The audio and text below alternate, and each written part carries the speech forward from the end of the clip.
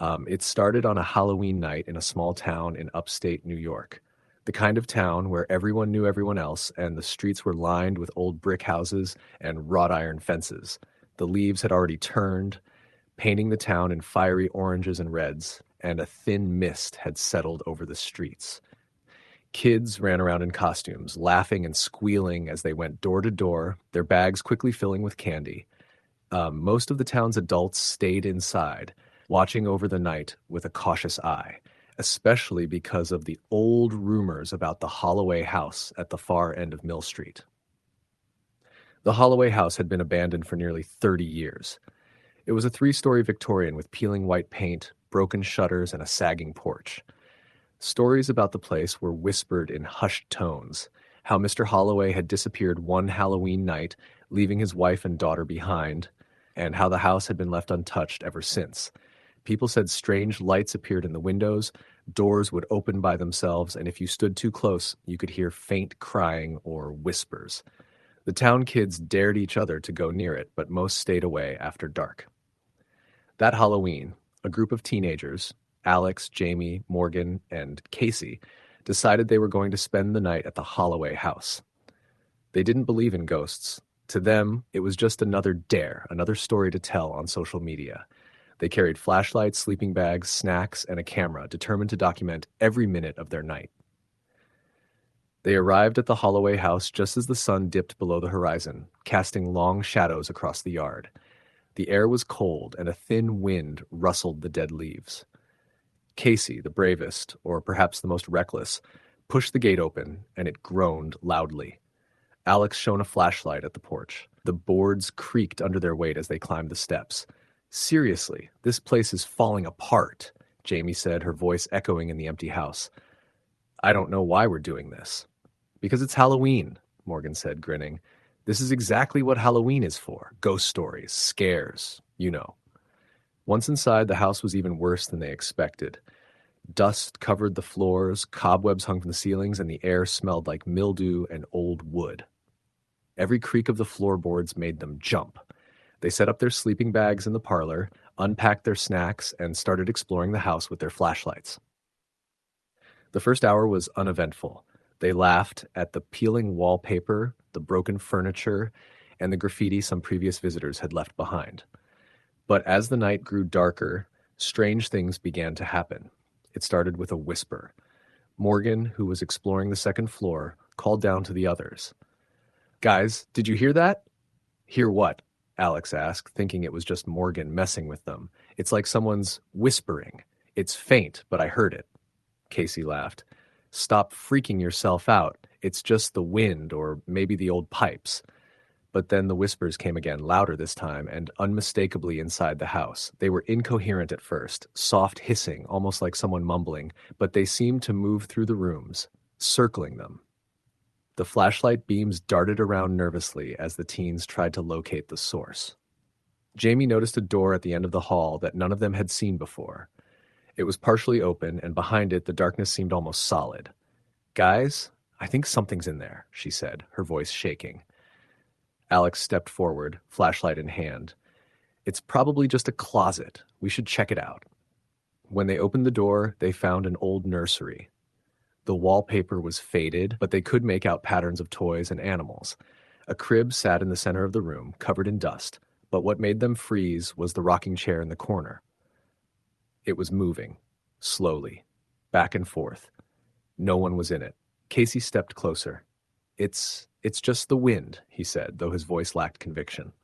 Morgan's flashlight caught something else, a small, dirty doll sitting upright in the crib. Its eyes seemed unnervingly lifelike, staring directly at them. Then the whispering grew louder, forming words that made their blood run cold. "Get out!" They all froze. The room was silent for a moment, then the door slammed shut behind them. Jamie screamed. Alex tried to open it, but it wouldn't budge. The rocking chair creaked violently, then stopped. The whispering continued, now all around them, echoing in the walls. "We have to leave!" Morgan shouted. They pounded on the door, but it was as if the house itself was holding them inside. Suddenly, the temperature dropped. Their breath became visible in the beam of the flashlights. Shadows stretched along the walls, moving independently of any light source, and then they heard it. A faint crying, A child's voice, soft and trembling, coming from the hallway. "Mommy." Casey, usually the first to laugh at anything, whispered, That's not funny." The crying grew louder, more desperate. The room felt alive, pulsating with an oppressive weight. Jamie felt a hand on her shoulder and spun around, but no one was there. The Cribs doll now sat on the floor, standing upright, facing them. Its head slowly turned toward the corner of the room where the crying originated. Alex's flashlight flickered and went out. Panic set in.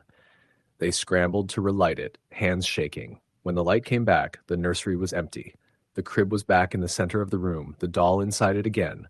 The rocking chair was still. But the whispering had grown into a chorus of voices, overlapping, shrill and urgent. "Leave, leave, leave," Morgan shouted. "We're leaving." They ran for the door, which now opened easily, as if the house had decided to let them go. They tumbled into the hallway, hearts racing, but the terror didn't end. The hall stretched unnaturally long, longer than it had been before, lined with doors that hadn't been there. Shadows moved behind each one, watching. Jamie noticed a painting on the wall, a portrait of a family. Mr. Holloway, his wife, and a little girl. But their eyes seemed to follow the group, alive with something dark and hungry. Suddenly, the little girl's mouth opened in a silent scream. "Run!" Alex yelled, and they did. They barreled down the stairs, out of the nursery, and toward the front door. But the door led them not to the porch, but to a different place altogether. They were outside, but the world was wrong. Fog hung heavy, and the streetlights were dim, flickering. Houses around them were old and decaying, and every window seemed to watch them. They ran blindly, following the faint sounds of children laughing. But the laughter was wrong. It was high-pitched, mocking, and echoing. As they ran, the fog thickened, and the shadows seemed to reach for them. Jamie tripped and fell, screaming as unseen hands grabbed her ankles. Morgan yanked her up, but the sensation of cold fingers brushing their skin didn't go away. Hours seemed to pass as they navigated the twisted streets. Time felt meaningless. Eventually, they stumbled into the familiar part of town. The streets looked normal again, and the fog lifted. But their sense of safety was gone. The Holloway house loomed at the end of Mill Street, silent, dark, and waiting. When they returned home, they tried to explain what had happened, but no one believed them. The next day, they went back to the house in the daylight. The Holloway house looked abandoned and harmless, just as it had always been. But inside, they found something strange. Scratches along the nursery door, spelling out words they didn't recognize, and a single doll sitting on the porch, staring at them with lifelike eyes. Over the next few years, the Holloway house continued to claim victims, though fewer dared to enter. Locals reported hearing whispers, seeing moving shadows, and finding strange dolls on their doorsteps on Halloween night. Alex, Jamie, Morgan, and Casey never went back, but they carried the memory of that night with them, nightmares haunting them every year as Halloween approached. Even years later, the fear remained. No one could explain it, and anyone who dared to investigate the Holloway house at night either returned with stories of whispers and shadows or didn't return at all. Some say the house feeds on the curiosity of the living, trapping them in twisted versions of reality where the spirits of the Holloway family, especially the little girl, wait for new company. And every Halloween, the line between the living and the dead grows thin, making it easier for the Holloway spirits to reach out, whispering, crying, and demanding attention from anyone foolish enough to step inside. People still trick-or-treat near Mill Street, but as the sun sets and the fog rolls in, they hurry past the Holloway house. Some leave little offerings, candies, toys, or coins, believing it might appease whatever lingers there. But the house doesn't need offerings. It wants fear. And Halloween, with its darkness and revelry, is when it is strongest. Some nights, if you walk close enough, you can hear the whispers, faint but insistent, warning you, taunting you, "Come inside, stay forever." And sometimes, if you're unlucky, you see a flash of white at the window, a small hand waving, smiling, inviting you in. Story the end. It was a crisp October evening in a small town in Pennsylvania, the kind of place where everyone knew each other, and the streets were lined with trees that had started to bleed color into the fading sunlight. Halloween had always been a big deal here, families decorating their lawns with skeletons, ghosts made from old sheets, and pumpkins with jagged glowing faces. But that year felt different. There was a heaviness in the air, a chill that seemed to settle not just on the skin, but into the bones, and people whispered about old stories of tragedies long buried. I was 17 at the time, living in a modest two-story house with my parents on the edge of town. Halloween was the one night a year I got to go all out with my friends, and this year, my best friend Jesse and I had planned to hit every house in town, hoping for the best candy hauls.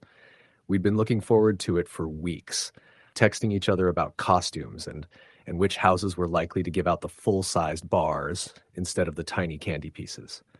But there was one street nobody really talked about except in hushed tones. A quiet cul-de-sac on the outskirts, shaded by enormous oak trees with a house at the end that had been abandoned for decades. Folks said it used to belong to the Wainwrights, a family that disappeared one Halloween night in the 70s, and since then, the place had been boarded up, with only broken windows and graffiti marking its decay. It was the perfect setup for a dare. We laughed it off at first, joking that we were too old to be scared of ghost stories, but curiosity gnawed at us. As the sun dipped below the horizon, casting long shadows across the neighborhood, we decided that the Wainwright house would be our last stop. It was supposed to be a quick peek, a couple of photos for Instagram, and then we'd head back to safer streets. Jesse carried a flashlight, and I had my phone out, recording for evidence, or maybe just for the thrill. The house was worse up close. Boards covered the doors and most of the windows, but some had rotted away, leaving jagged edges. The front yard was overgrown with weeds taller than our knees, and the air smelled of damp earth and decay. We stepped cautiously through the gate, the creak echoing in the silence around us. Jesse muttered, "Man, it's worse than I thought," and I nodded, trying to laugh but feeling my stomach knot up. We found a side window where a board had splintered, leaving just enough space to slip inside. The air was musty, heavy with mold and dust, and each step we took seemed to stir whispers of the past. My flashlight beam caught broken furniture, cracked walls, and layers of old wallpaper peeling away. Then we heard it, a faint, dragging sound coming from upstairs. It was subtle at first, almost like the wind, but then it grew louder, deliberate. Jesse froze. "Did you hear that?" he whispered. I nodded, too scared to speak, and we slowly made our way to the staircase. Each step groaned under our weight, echoing through the empty house. Upstairs, the dragging turned into soft, deliberate footsteps, pacing back and forth. The air felt colder, and my breath became visible. We reached the hallway and saw a door slightly ajar at the end. The steps had stopped, but a sense of being watched pressed down on us. I whispered Jesse's name, but the only response was a low, almost human groan that seemed to come from inside the room. Against every instinct telling us to leave, we pushed the door open. The room was empty, except for a rocking chair moving slowly back and forth in the middle. It had obviously been disturbed recently. The floorboards around it were scuffed and dusty, and a faint imprint suggested someone had been sitting there not long ago. Then, out of nowhere, the chair stopped. Silence. And then, a whisper. My hair stood on end as I realized it wasn't the wind. It was soft, almost childlike, saying, "Why are you here?" We looked at each other, eyes wide, frozen. Jesse's hand shook as he raised the flashlight, but nothing was there, nothing alive. That's when I noticed it. On the wall opposite the chair, scratches forming words. Slowly, the message became legible. "Leave before midnight."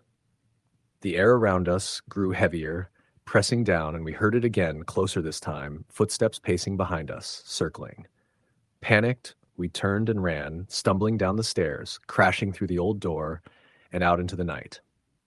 The moment we were outside, the house went silent, and an oppressive stillness settled over the cul-de-sac. We didn't stop running until we reached my street, hearts pounding, gasping for breath. That night, I couldn't sleep. Every creak in the house, every shadow outside my window felt amplified. When I tried to tell my parents the next day, they brushed it off as imagination, the thrill of Halloween and old stories. But I knew what I had seen, or at least what I had felt. Jesse and I avoided that street for the rest of the night, but we both felt an unspoken connection, a dread that followed us home. Days later, curiosity and teenage bravado got the better of me, and I found myself walking past the Wainwright house again. It was quiet now, the night air crisp and still. But as I approached the front yard, I noticed something odd. an old, faded photograph lying among the weeds.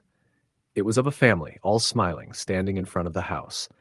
The edges were yellowed with age, but there was something off about the faces.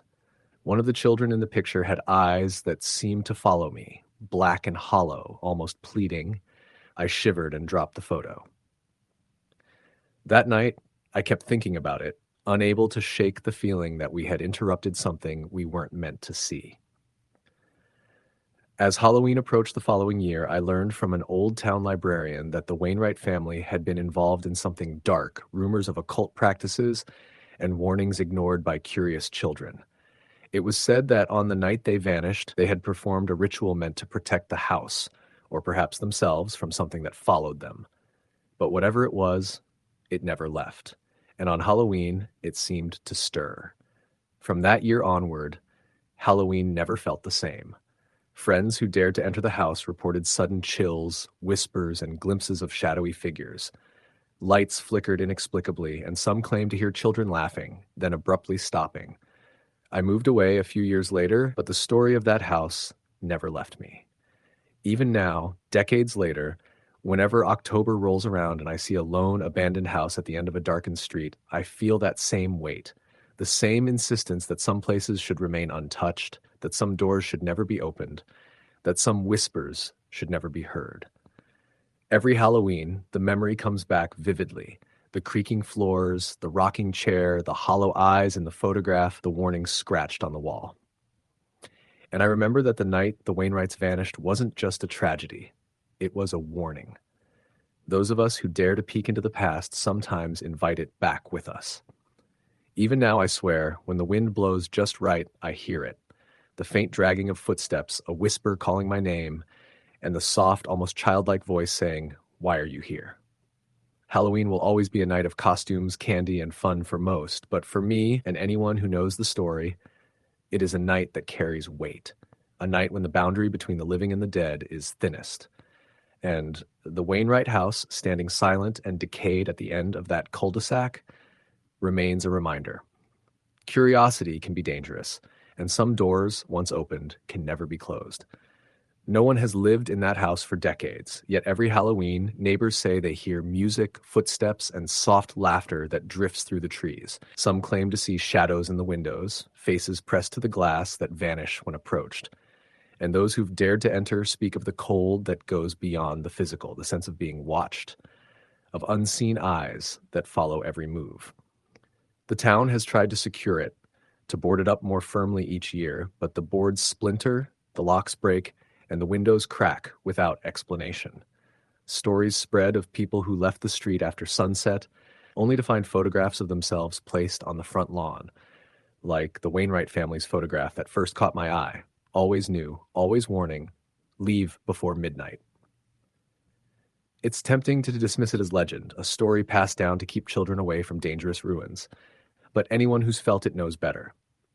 There's a presence, something patient and waiting, that stirs every Halloween. Some say it is the Wainwrights themselves, trapped between worlds, trying to protect intruders from the same fate. Others whisper it's something darker, drawn to curiosity and fear. Whatever it is real, and it is still there at the end of that street, waiting for the next foolhardy soul brave or foolish enough to enter. I've never gone back inside, not since that first night, but each year I drive past slowly, windows rolled up, heart thumping, seeing the house in the glow of jack-o'-lanterns from the neighboring streets. And sometimes, just sometimes, I see a shadow move in one of the upper windows, as if watching, waiting, and I remember the warning etched into the wall, the whisper that still echoes in my mind, leave before midnight. Story the end. It was late October in a small town in Pennsylvania, the kind of place where every house had at least one jack-o'-lantern on the porch, and the smell of fallen leaves mixed with the faint tang of wood smoke from fireplaces. The streets were mostly quiet during the day, but as Halloween night approached, the neighborhood came alive with kids in costumes, families carrying candy bowls, and the occasional stray dog chasing a fallen leaf across the pavement. For most people, Halloween was fun, a night of harmless scares and community joy, but for some it was the night when the past seemed to reach out the farthest.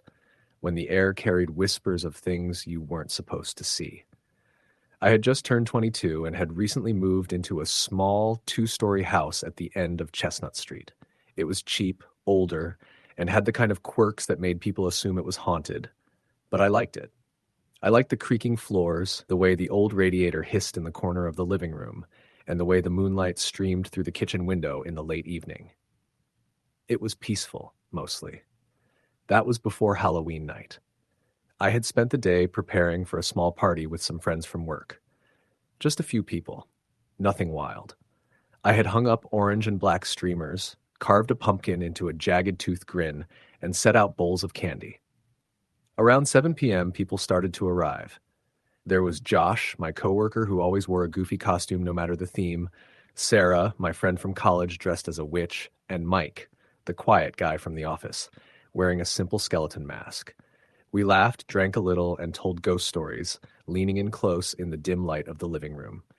It was all normal, fun, harmless. Somewhere around 10:30 p.m., most of my friends had left.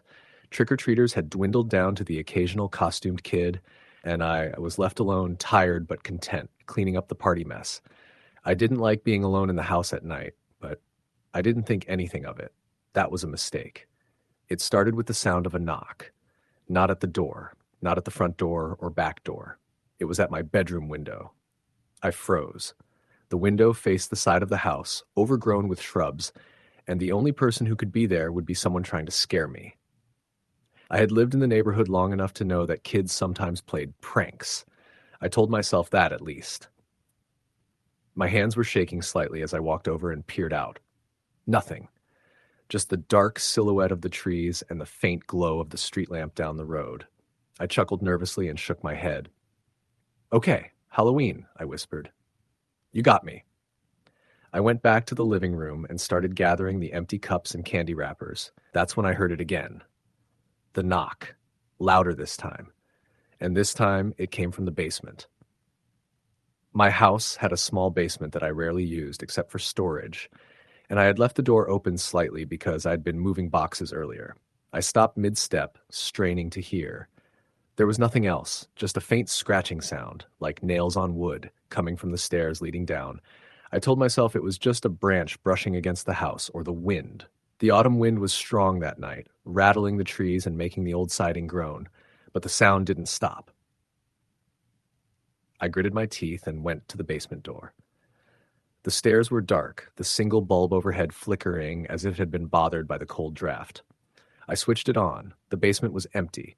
Boxes were stacked neatly in the corners, the old furnace hissed, and my mind tried to convince me that everything was normal. But when I turned to leave, I noticed something that made my stomach drop. A single, small footprint in the layer of dust near the furnace. Small. Barefoot. And definitely not mine. I froze, staring at it. There was no explanation. I had locked all doors and windows before my friends arrived. I live alone. I had locked the basement from the inside, and yet, there it was. A single footprint, as if someone had been there and disappeared. I grabbed my phone and dialed Mike's number, but it went straight to voicemail. Probably still out, I told myself. My nerves were starting to fray. I decided to call it a night and go to bed, locking the basement door behind me. I lay in bed, listening to the wind, trying to fall asleep, but my thoughts kept returning to the basement, the footprint. Then I heard it. The knock. Not at the window this time, not at the door, but from inside the room. Light, deliberate, slow. I tried to convince myself I was imagining things, maybe a tree branch hitting the window again, but the sound came from the corner near my dresser. I pulled the blanket over my head, heart pounding, trying not to breathe too loudly. Then a voice whispered from the darkness, soft, almost coaxing, "Come downstairs." I didn't move. I wanted to tell myself it was a joke, that someone was messing with me. But I live alone. I knew the sound of my own apartment, the way the pipes creaked, the way the old wood expanded and contracted. This wasn't that. This was deliberate. I grabbed my phone and shone the flashlight into the corner. Nothing. My room was empty. But I felt it. The temperature dropped sharply, a coldness that didn't belong in October, a chill that seemed to breathe against my skin. Then I saw it. A figure, translucent, standing near the doorway. A woman. She had long hair, her dress flowing, her face pale, expressionless. She raised her hand slowly, pointing toward the stairs. I stumbled back, knocking my lamp over. The light flickered and went out. I was in total darkness. I could hear the floorboards creak behind me as if something or someone was moving closer. I ran to the door, grabbed my keys, and bolted out of the room. I didn't stop until I reached the living room, my heart hammering so hard it hurt. I called the police. I explained everything, trying not to sound hysterical, though I was shaking uncontrollably. They promised to send someone, but it would take time. I stayed near the front door, clutching a baseball bat from the closet, listening to the house, the wind, the distant cars, and then the whisper again. Downstairs, please. I swear, my blood ran cold. I ran outside into the chill of the night, locking the door behind me. I could see the lights of the street, the houses around mine dark, except for a few still-lit windows. I waited there, shivering, until the police arrived. They searched the house. No sign of forced entry. No one hiding. No fingerprints. No footprints besides mine.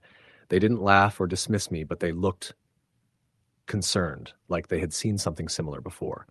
One officer, a man in his 50s, pulled me aside. Halloween, he said, shaking his head, is when a lot of people see things they don't understand. But in houses like this, sometimes it's real. Sometimes the past doesn't stay buried. I didn't sleep that night, or the next week. I stayed with a friend for a few days while I considered what to do. But I kept seeing her, the woman in corners at the top of the stairs, in the reflection of windows when I passed by. And I kept hearing the whispers, always faint, always coaxing, "Come downstairs, come see." I researched the house's history. That's when I found out that 20 years prior, a woman named Lillian Hayes had lived there. She had been found dead in the basement on Halloween night, apparently murdered by an unknown assailant. The case was never solved. Neighbors remembered her as quiet, polite, but strange. She was last seen alive on the night of October 31st, wearing a simple, flowing dress. The details were chillingly similar to what I had seen. Halloween came around again the following year. I had moved to a different city by then, thinking distance would help. I tried to ignore it, but the memory stayed, and in the weeks leading up to Halloween, I began receiving messages on my phone from unknown numbers, short texts, just one word each, "Downstairs." "Come, please." I never replied. I changed my number. I told myself it was a prank, someone who knew about the old house.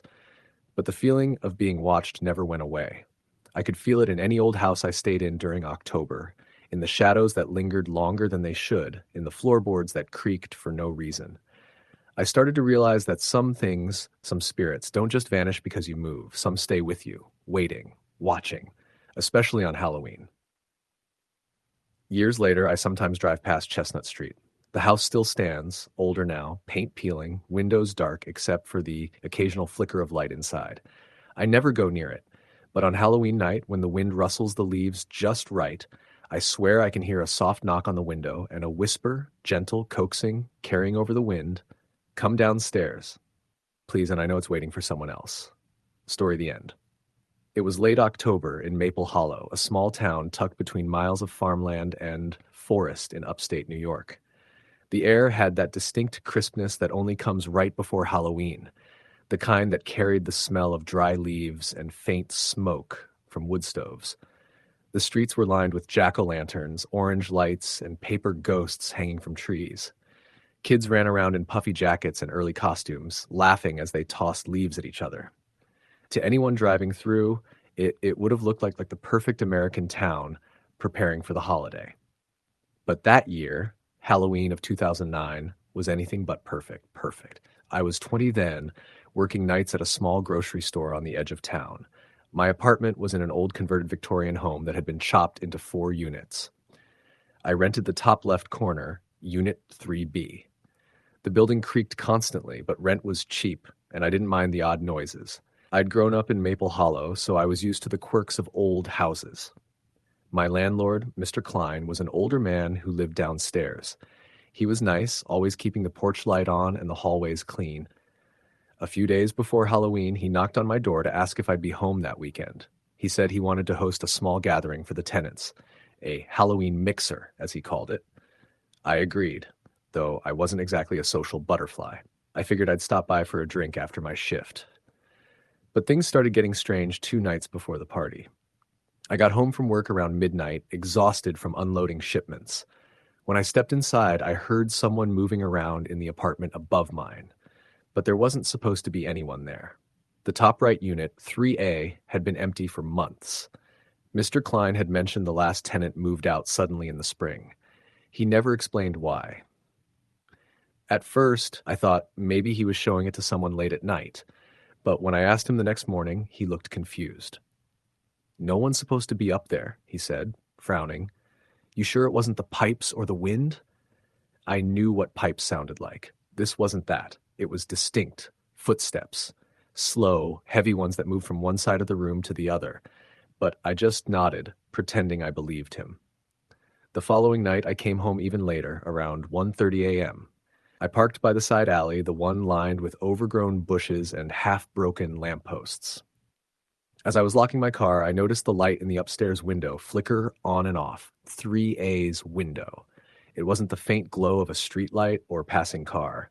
It was a steady light, like someone had just turned on a lamp. I stood there watching for almost a full minute, my breath fogging in the cold. Then it went dark. I climbed the stairs slowly when I went inside, pausing to look down the hallway toward the other units. All the doors were closed, including the one to 3A. The hallway light flickered a bit, buzzing softly. I brushed it off, telling myself maybe the wiring was bad. The house was built in the 1890s, after all. Still, when I got into bed, I couldn't shake the feeling that someone was awake just above me. Around 2:45 a.m., I heard a loud dragging sound from upstairs, like furniture scraping across the floor. It went on for several seconds. I sat up, heart pounding, staring at my ceiling. Then came a thud, something heavy falling. I grabbed my phone and texted Mr. Klein, apologizing for the late message, but asking if anyone had moved in without notice. He didn't reply until the next morning. "Sorry," he wrote. "No new tenant. Must have been the house settling." But I knew he was wrong. Houses don't drag furniture at 3 in the morning. Halloween fell on a Saturday that year. I worked the morning shift and got off around 5. The streets were already filling with kids in costumes, ghosts, superheroes, witches. The town square had a little festival going on, with hay bales, cider stands, and a haunted house built inside the community center. I walked home at sunset, the sky burning orange and purple. The house looked different somehow, darker. The porch light was off, even though Mr. Klein always kept it on. When I went inside, the hallway smelled faintly of something musty, like damp soil or old wood. The bulb flickered harder than usual, almost strobing.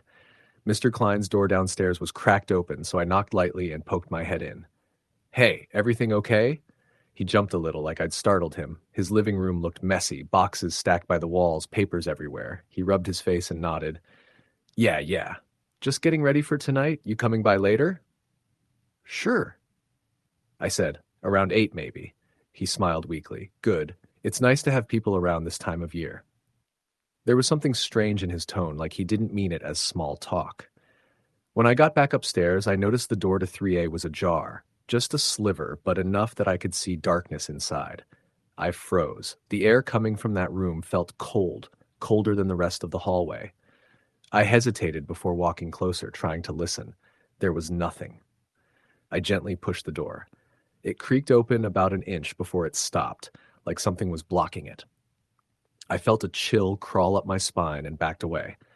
I locked my door behind me and decided to take a quick shower before the party. The bathroom mirror fogged up, and for a second I thought I saw a shape behind me, like someone tall and thin standing near the doorway. When I turned around, there was nothing. I told myself I was just tired. At 8, I went downstairs. Mr. Klein had decorated the first floor living room with orange streamers, candles, and fake cobwebs. There were snacks, cider, and a small stereo playing old Halloween music. 2 other tenants came, a middle-aged woman named Sharon from 2A and a young couple from 2B, Tyler and Madison. We chatted for a while, making small talk. Mr. Klein seemed quieter than usual, though. He kept glancing toward the stairs every few minutes. At one point, Sharon laughed and said, "You keep looking like you're expecting someone else." He gave a tight smile, "Just making sure everyone's accounted for." Tyler joked, "You expecting ghosts?" That's when Mr. Klein's face went pale. He didn't laugh. He just said softly, "Not exactly." The mood dipped for a moment. Then he tried to shake it off, offering everyone more cider. But I couldn't stop thinking about his reaction. Around 10 p.m., after most people left, I helped him clean up. As I gathered cups, I finally asked, "Hey, what did you mean earlier about not exactly expecting ghosts?" He sighed, setting down a bowl. "You ever hear about the woman who used to live in 3A?" I shook my head. Her name was Eliza Warren. Rented the place for almost 6 years. Quiet, kept to herself. But one Halloween, about 5 years ago, she went missing. No one ever found her. Cops came, searched the woods, the basement, everything. After a few months, they gave up. It was ruled as missing again, presumed dead. The weird thing is, she disappeared on Halloween night, just vanished. And every year since, strange things happen around that apartment. Lights, noises. I keep it empty out of respect. I felt a pit form in my stomach. "So the noises I've been hearing." He nodded slowly. "You're not the first to mention them." We stood in silence for a moment. The old grandfather clock in his living room ticked softly. Then came a faint sound from upstairs. Thump. Mr. Klein's eyes met mine. Thump. Something heavy moved above us again, like footsteps. "I thought it might stop this year," he muttered. We both stood there listening as the footsteps moved from one end of the ceiling to the other. Then there was a scraping sound, long, drawn out, like furniture being dragged again. Mr. Klein grabbed a flashlight. "Stay here," he said. I followed anyway. We climbed the stairs slowly, the air growing colder with every step. When we reached the third floor, the door to 3A was wide open. The hallway light buzzed and flickered until it went completely out. The beam from his flashlight cut through the darkness, revealing a bare room. No furniture, no curtains, just dust. But something about the far wall caught my eye. It looked darker, almost damp. We stepped closer, and I realized it wasn't just discoloration. There were marks, faint scratches running down the plaster, hand-shaped. Suddenly, the door behind us slammed shut. Mr. Klein's flashlight flickered and went out. In the dark, I heard breathing. Not mine, not his, slow and shallow, right between us. I could feel the air move slightly, like someone was standing inches away. Then something brushed past my arm, cold, wet. I stumbled backward, and the flashlight came back on for a split second, just enough to see a shape standing in the corner. A woman, pale as candle wax, hair hanging over her face. Her head tilted slowly toward us. Mr. Klein shouted and yanked the door open. We bolted into the hallway, slamming it behind us. When we got downstairs, he locked the front door and told me to leave the house for the night. I didn't argue. I drove to my friend's place and stayed there until morning. When I came back, the house was quiet. Mr. Klein looked like he hadn't slept. He told me he was going to board up the upstairs unit permanently. But it didn't end there. That night, as I tried to sleep, I heard something again. Not from above this time, but from inside my room. A faint tapping sound came from my closet. Slow, deliberate. I turned on my bedside lamp, heart hammering. The tapping stopped. I got up, walked toward the closet, and pulled the door open. It was empty. But on the inside of the door, scratched into the wood, were 3 words. "Help me out." I didn't sleep for the rest of the night. The next morning, I packed my things and told Mr. Klein I was moving out. He didn't try to stop me. In fact, he looked relieved. He said quietly, "You did the right thing." A few months later, I heard through a friend that the house had been condemned. Someone had broken into the boarded unit and found something inside the wall. Remains. A woman's. They said it was Eliza Warren. The story was all over the local paper for a week, but then it faded. Halloween came and went again, and people just moved on. But sometimes, when I drive past Maple Hollow, I take the long route, just to see that old house. The boards are still on the windows, the paint's peeling, the porch sagging, and every October, locals say they see a light flicker in the upstairs window. The cops claim it's just kids sneaking in, but I know better. Because every Halloween night, right around midnight, I still get a call from an unknown number. I've stopped answering, but the voicemail always plays the same sound, heavy breathing and a faint dragging noise. And once, last year, I made the mistake of listening closely. Just before it ended, a woman's voice whispered, "You didn't help me." Story the end. It was late October in the small town of Fairfield, Ohio. The trees had already begun shedding their leaves, blanketing the sidewalks in layers of orange and gold that crunched under every step. The air smelled like wood smoke, and the nights carried that particular chill that made you want to pull your jacket a little tighter. Halloween had always been a big deal in Fairfield. Every house on Pine Hollow Road was decked out with pumpkins, fake cobwebs, and orange lights strung across porches. It was the kind of town that felt like it was made for autumn. But that year, there was something different about Halloween.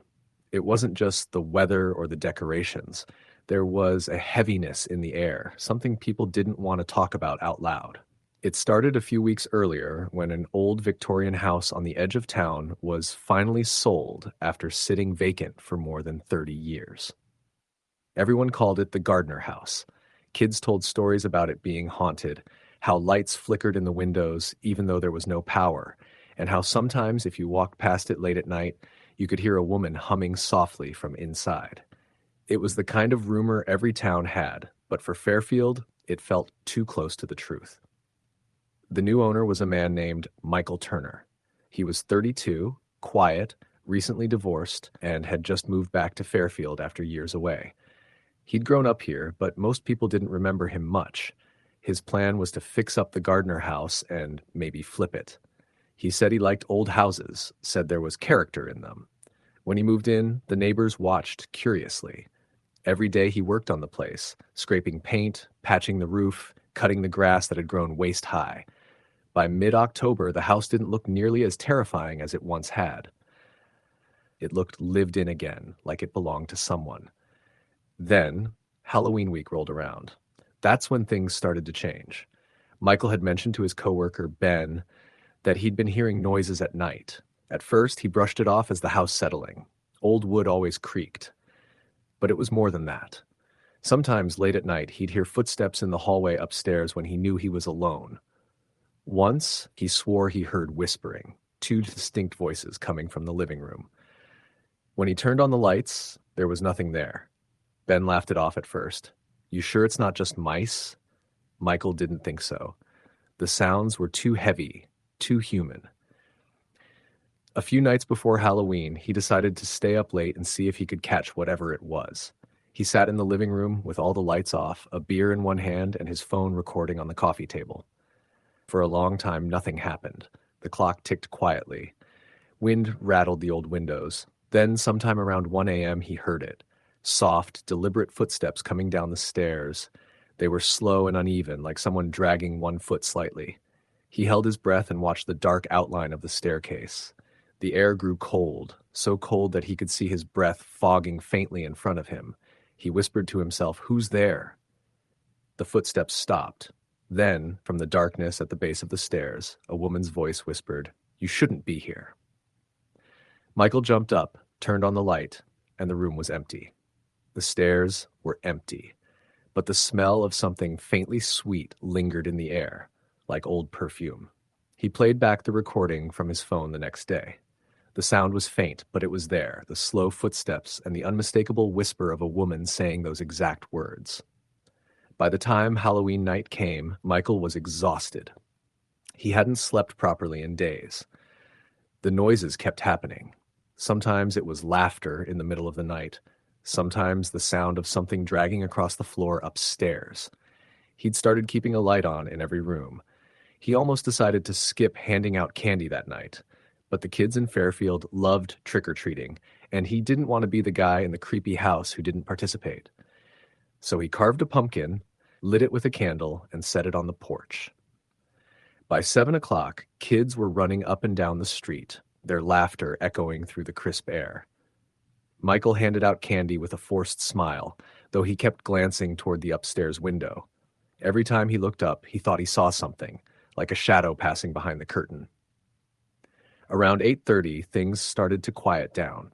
Most of the kids were home by then, sorting their candy. Michael sat on the porch steps, watching the flicker of candles from jack-o'-lanterns up and down the street. Then he saw her, a girl, maybe 9 or 10, standing at the end of his walkway. She was wearing an old-fashioned dress, pale blue with lace at the sleeves and a small bonnet. She wasn't carrying a candy bucket. She just stood there, staring at him. He smiled uneasily. "Hey there, you want some candy?" She didn't answer. He stood up, walked toward her. "You lost?" When he got within a few feet of her, She turned her head slowly toward the house and said in a quiet, trembling voice, "She's inside." "Who's inside?" Michael asked. The girl didn't look at him. She pointed toward the upstairs window. Michael turned to look, and when he glanced back, she was gone. No sound, no footsteps, nothing. She'd vanished. That night, Michael couldn't shake the feeling that he wasn't alone. Around midnight, he woke up suddenly, his heart pounding. The bedroom was freezing, colder than it had ever been. He reached over to grab his phone to check the time, but before he could, he heard a sound that made his skin crawl. Someone was humming. It was the same tune he'd heard faintly weeks ago, soft, rhythmic, and sad. It came from just beyond the door. He got up slowly, trying not to make a sound, and opened the door a crack. The hallway was dark, but the humming grew louder, like someone was standing right outside the guest room down the hall. He whispered, "Hello?" The humming stopped. Then the door to the guest room slammed shut. Michael ran down the stairs, grabbed his keys, and drove straight to Ben's house. He didn't care that it was almost 1 a.m. He told Ben everything, every sound, every whisper. Ben tried to stay calm, but even he couldn't explain it. The next day, Ben came over to help him check the house. They opened every room, every closet, every crawl space. Nothing. They even went down into the basement, which had always given Michael an uneasy feeling. The air down there was heavy, like the damp smell of earth and rot. Against the far wall was an old, sealed door. Michael hadn't really noticed it before because it had been painted the same color as the concrete. The hinges were rusted, and it looked like it hadn't been opened in decades. Ben frowned. "You ever look behind that?" Michael shook his head. "It's sealed shut." Ben grabbed a crowbar from the workbench. "Let's see what's in there."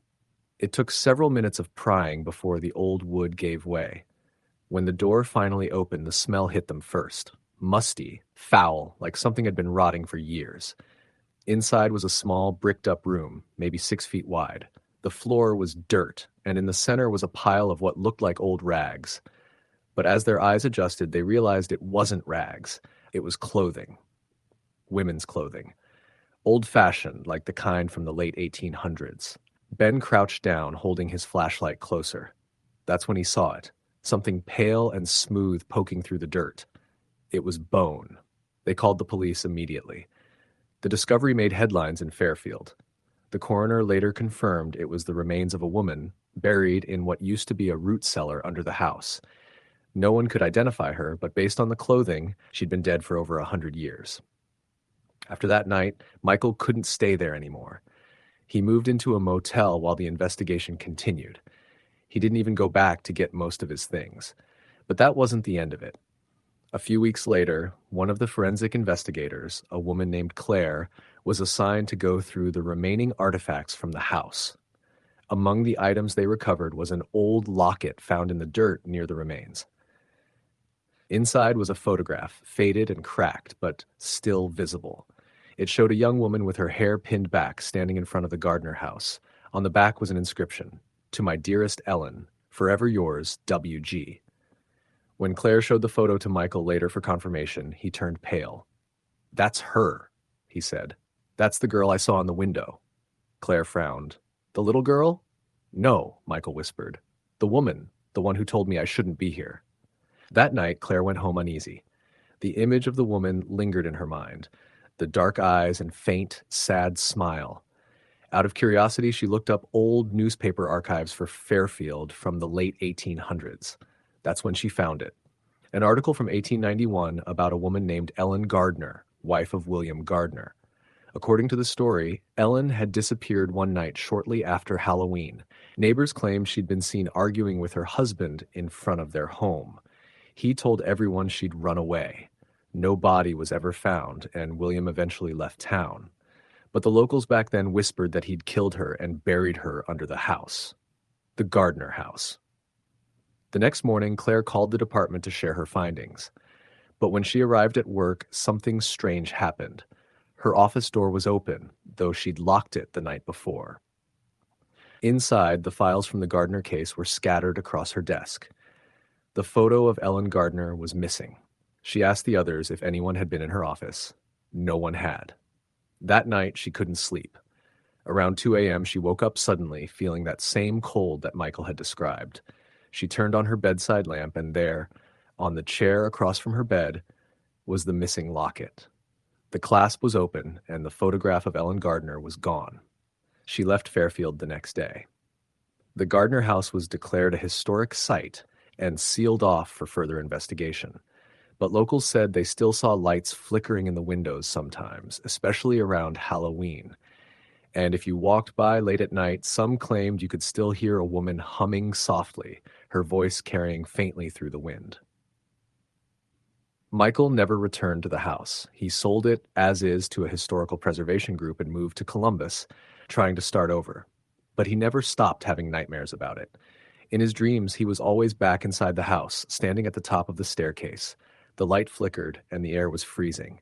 He could hear footsteps behind him. When he turned, Ellen Gardner stood there. Her dress faded, her face pale, her eyes hollow and dark. Every time she would whisper the same thing. "You shouldn't be here." One Halloween, 2 years later, Michael was walking home from work in Columbus. He'd been drinking with a few coworkers at a bar, trying to enjoy the holiday again. He passed by a house decorated for the occasion. Pumpkins, skeletons, fake gravestones.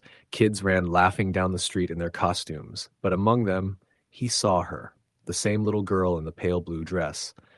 She was standing on the corner, watching him. He blinked, and she was gone. That night, he woke up to the sound of humming again. He sat up slowly, heart racing. The air was cold, just like before, and when he turned toward the corner of his bedroom, he saw the shape of a woman standing there, still, silent, watching. Her lips moved. "You found me," she whispered. Michael screamed. The neighbors called the police after hearing shouting and crashing sounds from his apartment. When they arrived, the door was locked from the inside. They found him unconscious on the floor, eyes wide open, shaking uncontrollably. He wouldn't speak for days. When he finally did, he kept repeating one thing over and over again. "She's still here." No one could explain what happened. There were no signs of forced entry, no intruders, no evidence of anything supernatural. But every Halloween after that, strange things seemed to happen in Fairfield. People said they saw figures in the windows of the old Gardner house. Some said they heard humming from inside, even though it had been boarded up for years. And on cold October nights, when the wind was just right, some claimed they could hear a woman's voice whispering softly through the dark, warning anyone who dared come too close. "You shouldn't be here." Story the end. It was a cold, crisp October evening in the small town of Ashwood, Pennsylvania, a place that seemed untouched by time, where the streets were narrow and lined with ancient oaks that stretched their skeletal branches over the sidewalks like twisted fingers. Halloween had always been a big deal in Ashwood. Every year, children roamed the streets in costumes, their laughter carrying on the wind, and the smell of roasted pumpkin and caramel apples lingered in the air. But that year, 2018, something felt different. It was subtle at first. The way the fog clung to the street lamps, the unusually heavy silence in the early evening, but by nightfall, the sense of unease was impossible to ignore. I was visiting my friend Sam, who had recently moved into his great-grandmother's old house on the edge of town. The house was a Victorian relic, with a steep roof, creaking floorboards, and windows that rattled in the wind. It was the kind of place that looked picturesque by day, but carried a weight of dread by night. Sam had told me stories of the house being weird, but never detailed anything specific. When I arrived, the neighborhood was unusually quiet, and the few kids who were out trick-or-treating seemed to dart from house to house, avoiding the darker corners of the streets. Sam greeted me at the door, his face pale and drawn. "Glad you made it," he said, his voice low. He led me inside, and I immediately noticed how cold the house felt. Not just a chill from the evening air, but a bone-deep cold that seemed to seep from the walls themselves. We settled in the living room with mugs of cider, trying to shake off the eerie feeling, but the house seemed to groan around us. The wind rattled the windows, and the shadows from the flickering candlelight danced along the wallpaper in ways that made the room feel alive. Sam tried to lighten the mood. "This is the perfect Halloween house," he said with a nervous laugh. "I just hope nothing weird happens tonight." I didn't want to sound paranoid, but his words made a chill run down my spine. We joked about ghosts and haunted houses, the kind of conversation that feels safer when spoken aloud in daylight. But even then, I could feel it. Something watching from the corners, something patient. Around 8 o'clock, there was a knock at the door. Sam and I exchanged glances. It was late, and there hadn't been any trick-or-treaters at this end of the street for at least an hour. Sam went to the door and peered through the peephole. No one was there. The porch was empty. He opened the door cautiously, expecting someone hiding in the shadows as a prank, but there was nothing, just the fog curling along the ground, thick and white. I suggested we just lock the door and ignore it, but Sam hesitated. "I don't know," he said. "Something about this feels off." The unease was growing, and I could see it in his eyes. We went back to the living room, but the quiet was oppressive. Then I heard it, the faint sound of footsteps on the floor above us. Slow, deliberate steps, pacing. Sam froze. "No one's upstairs," he whispered, though his own voice betrayed his fear. The steps continued, sometimes stopping, sometimes shifting, as if someone or something was moving around the house. I tried to rationalize it. Old houses creak, wood expands and contracts, but these were not ordinary creaks. These were unmistakably footsteps, and they were heavy, deliberate, like someone was walking in boots. And then came the whispers, almost too soft to catch at first. I strained to listen. Get out, you shouldn't be here," the voice hissed. Not a single voice, but many, overlapping and impossible to follow, filling the room with a chorus of dread. Sam grabbed my arm. "We need to leave," he said urgently. I nodded, and we went for the door, but as I reached for the handle, it slammed shut with a force that shook the frame. The lock clicked, though I hadn't touched it. I tried the windows. They wouldn't budge either. Panic set in. The temperature in the room plummeted, and my breath came out in clouds. I could see them now. The shadows. Not the kind cast by flickering candles, but darker, thicker, almost solid, sliding along the walls, crawling across the floor. They moved toward us, pulsing like living things. And in that moment, I felt it. The overwhelming weight of eyes on me. Hundreds of them, invisible yet burning into my skin, chilling me to the core. We ran to the staircase, thinking maybe we could escape upstairs and find another way out. But as we ascended, I realized the layout of the house had changed. The hallway stretched further than it should have. Doors appeared where none existed before, and the familiar became alien. Sam was breathing heavily, and I could hear mine echoing too loudly, like a drum in a cavern. The whispers followed us, circling, intensifying. "You shouldn't be here. Leave now." We reached a door at the end of the hall. I tried it. It was locked. Sam pounded on it. "Open up, someone. Please." The banging seemed to anger whatever was in the house. The shadows swelled, rising from the floor, and the air became thick and suffocating. Then, as abruptly as it began, the shadows recoiled, retreating into the corners, and the whispers faded. The house went silent, but it wasn't a relief. It was the silence of something waiting, patient and aware. Finally, Sam found a back door we hadn't noticed before and managed to force it open. We stumbled into the foggy night, gasping and shaking. The street was empty. The house loomed behind us, silent and still, almost innocent in the pale light of the street lamps. But I knew, as did Sam, that it was anything but innocent. We didn't speak on the walk back to town. The normal sounds of Halloween, kids laughing, the distant strains of a haunted house soundtrack felt wrong, like they didn't belong. When we reached Sam's car, we looked back. The house was dark, silent, but I could swear I saw a figure in the upstairs window, watching us. A shadow too human to be random, too still to be alive. We didn't return to that house that night, or any night afterward. Sam moved out a few weeks later, selling the house quickly. But the memory stayed with me, gnawing at the edge of my mind every Halloween. Every year I drive through Ashwood and I pass that street, and I can't help but glance at the old Victorian house. It stands quiet and empty now, but I know better. I know that whatever we saw that night never truly left, and that the house waits, patient and hungry, for the next Halloween, when someone foolish enough will knock on the door and be reminded that some things in Ashwood don't rest, not even for a century. Even now, I sometimes hear the whispers in the wind, carried through the autumn leaves, calling my name. And I remember the shadows, the weight of those unseen eyes, and the cold that wasn't just cold. It was fear made tangible. Halloween will never feel safe again, not after what I saw in that house at the edge of town. and not after the night when the living and the dead brushed too close to each other under the thin veil of fog and candlelight. Years later, I learned that the house had a history. Sam's great-grandmother had been a recluse, rumored to dabble in occult practices, and the house had seen more than its fair share of tragedy: deaths, disappearances, and whispered curses. Locals said it was best to avoid the place, especially on Halloween, but curiosity and old legends have a way of dragging people in, no matter the warnings. I can attest, those warnings are real. Some things in that house are not stories to scare children. They are real, patient, and waiting. And on Halloween, when the fog is thick and the night is long, the house remembers. Even as I tell this story, I feel the weight of it pressing in.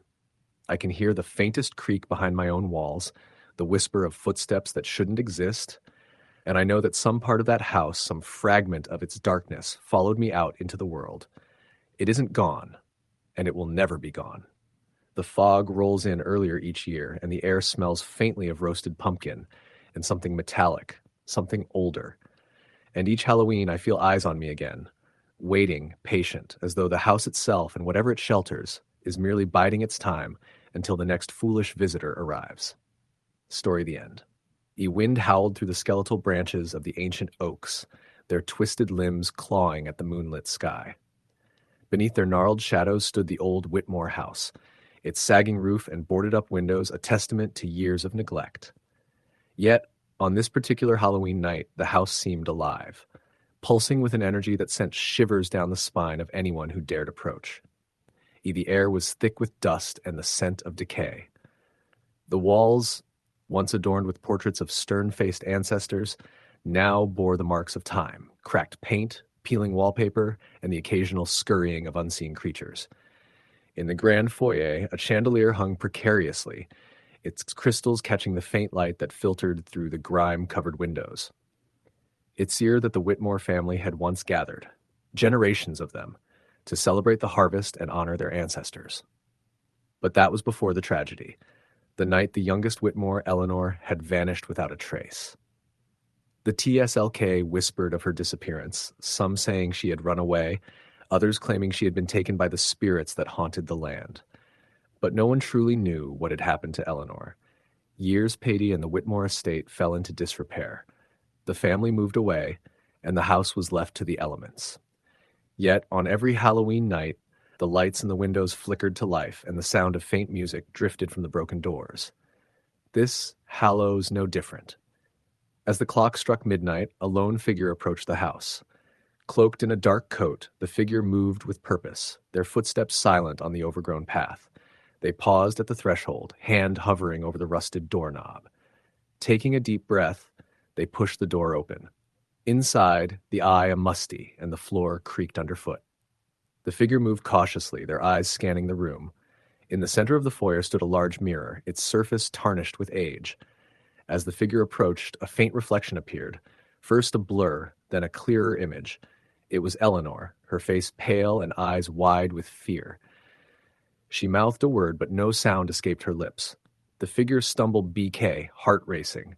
They turned to flee, but the door slammed shut with a deafening bang. The room grew colder, and the faint sound of music began to play, a haunting melody that seemed to come from nowhere and everywhere at once. Panicking, the figure ched for an exit, but the house seemed to stretch endlessly, corridors twisting and turning in impossible directions. The walls closed in, and the music grew louder, more insistent. Then from the shadows, a voice whispered, "You're not supposed to be here." The figure froze, fear hitting their heart. Slowly, they turned toward the voice. Standing in the doorway was a woman, her face obscured by a veil. She stepped forward, and the figure could see her eyes, empty sockets, hollow and dark. "Eleanor," the figure whispered. The woman nodded slowly, Hell-S curling into a smile that sent chills down the figure's spine. "You shouldn't have come," she said, her voice a soft hiss. "Now, you belong to the house." Before the figure could react, walls seemed to close in, the floor beneath them giving way. They fell, tumbling through darkness until they landed with a thud on cold stone. Groaning, they pushed themselves up, blinking against the dim light. They were in a basement, the airman thick with the scent of earth. In the center of the room stood a stone altar, its surface stained with dark patches. Around it, Symbols were carved into the walls, ancient runes that pulsed with a faint, eerie glow. The figure approached the altar, darker an unseen force. As they reached out to touch it, a scream echoed through the chamber, a sound of pure anguish. The figure recoiled, heart pounding. From the shadows, a figure emerged, pale, gaunt, and draped in tattered clothing. It was Eleanor. Her eyes locked onto the figure, and Zabu speared, "Help me." Her voice was barely audible, a mere breath against the heavy silence. The figure stepped forward, reaching out Hesh. But as their fingers brushed her skin, she recoiled, her face contorting in pain. "You can't save me," she gasped. "The house won't let me go." Suddenly the ground trembled and the walls to close in. The symbols on the walls flared to life, casting an unholy light across the room. The air grew thick, suffocating. From the shadows, figures began to emerge, twisted, contorted forms that seemed to writhe and shift in the dim light.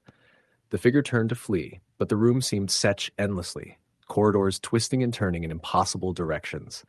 The walls closed in, and the figures surrounded them, their eyes glowing with an unnatural light. "You shouldn't have come," they hissed in unison. "Now, you belong to us." The figure screamed, but the sound was swallowed darkness. The last thing they saw was Eleanor's face, her eyes filled with sorrow and resignation. Then everything went black. The next morning, the townsfolk found the Whitmore hoe they always had, silent, abandoned, and decaying. But this time, there was something different. In the dust on the floor, a set of footprints led to the basement door. The door was ajar, and inside, the air was thick with the scent of earth and decay. But there was no sign of the figure, no trace of their PE, only the faintest echo of a scream carried on the wind. And so the Whitmore house stood, its secrets buried beneath hours of time and dust. But every Halloween night, when the wind howls through the trees and the moon casts its pale light upon the earth, the house awakens. And those who dare to approach may hear the faint sound of music, the whisper of a name, and the soft, pleading voice of Eleanor calling out for help that never comes. Story: the end.